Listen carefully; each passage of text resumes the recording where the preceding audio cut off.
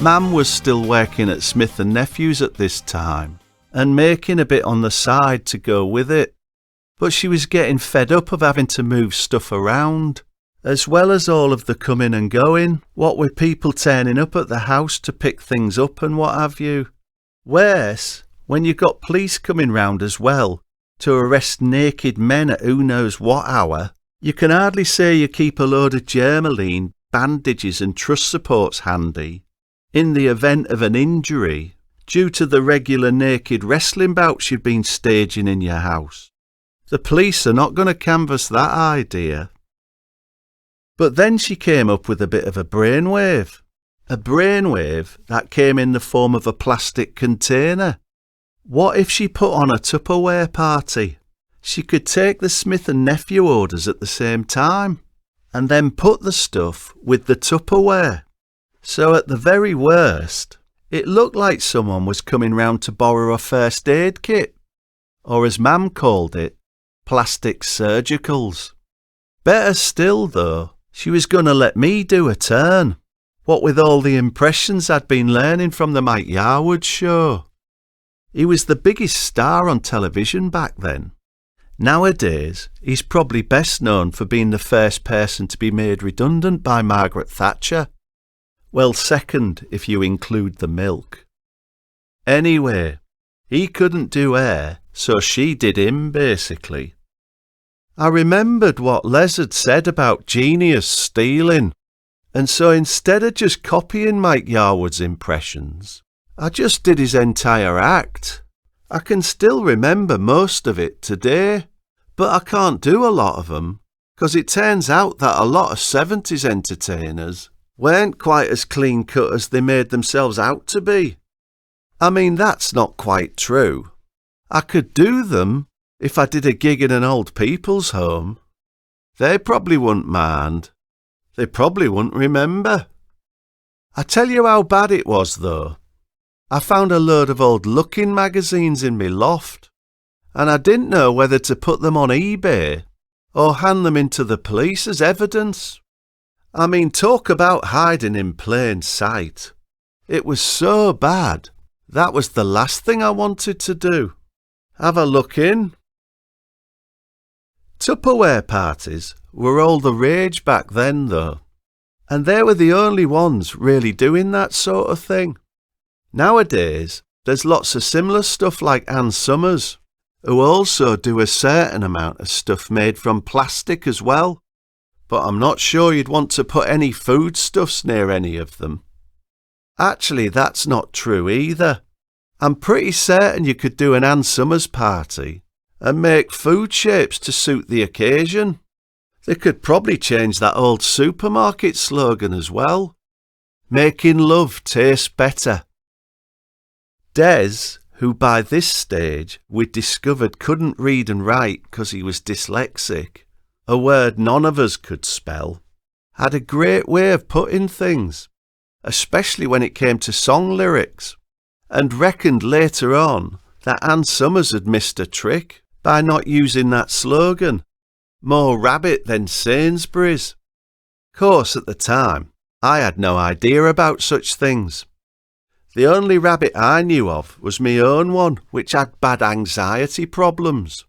We called it Starsky because it was always inside its hutch. It couldn't bear to be hugged.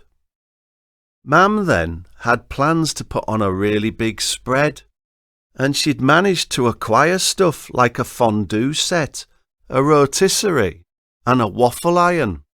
It all looked like something off of the Generation game. All that was missing was the cuddly toy. Apparently, all of the items had been on a conveyor belt at one time or other, but unlike the Generation game, Mam was having difficulty remembering how she'd acquired them. On top of that, she was putting together some great food. Loads of stuff I'd never come across before. A cheese and pineapple hedgehog, vol au vent, quiche, crepe Suzette, and an Arctic roll. To top it all off, she thought she'd add in some brownies that Les had been making at hours from a cookbook by a lady called Alice B. Toklas. In fact, she reckoned, food-wise, They'd be a high point. Not only that, she thought it'd be a great touch, especially 'cause the local Tupperware lady was also the local brown owl. So she'd probably appreciate a nice little brownie. And Mam'd probably earn a few brownie points to go with it. So everything was set. Brown Owl turned up, put out a display, and then we waited for the guests to arrive. Before long, the house was full of all the local ladies, including Aunt Queenie and Auntie Didlum. And Mam was combining orders of all the various things from Smith and Nephews, as well as all the Tupperware stuff Brown Owl had shown us in her presentation, with the new Dishtopia colour range proving very popular. Colours like Curious Yellow, Clockwork Orange and Soylent Green. Of course, Uncle Sandy was being his usual creepy self. Mam had only let him come along to help out, 'cause she would be busy sorting out the Smith and Nephews stuff.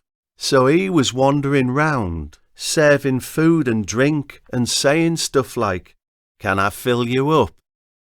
What a lovely pair of jugs you have. And haven't you got a nice box?" I wouldn't mind, but for some reason, everyone seemed to find him really hilarious for a change. When it looked like everybody had had a decent feed, and all of the brownies in particular had disappeared, Mam decided it was time for me to do my turn.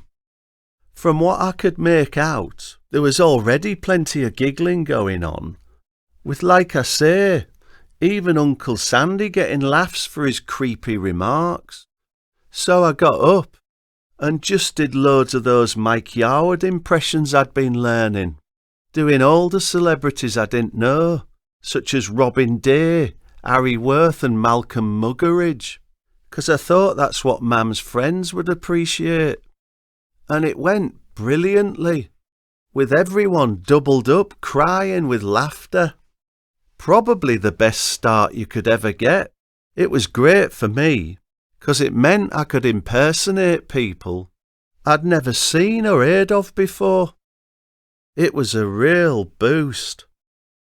It proved too much for Auntie Didlum, and her incontinence got the better of her again. So she had to leave, but not before being given a couple of free Tupperware boxes to take with her just in case she got caught short on the way home. Although I don't think she was actually planning on keeping anything fresher for longer, as the Tupperware saying went.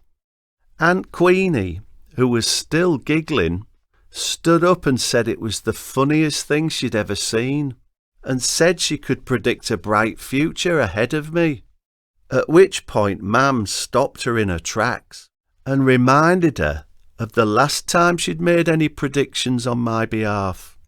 Poor Queenie must have been losing her touch though, 'cause the next thing, she tottered over and went clean through the table, sending everything everywhere. She definitely hadn't seen that coming.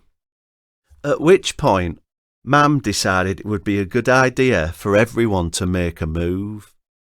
But not before telling everyone that she was going to put me in for an upcoming teen talent contest, which seemed to meet with a lot of approval, as the suggestion was met with even bigger laughs.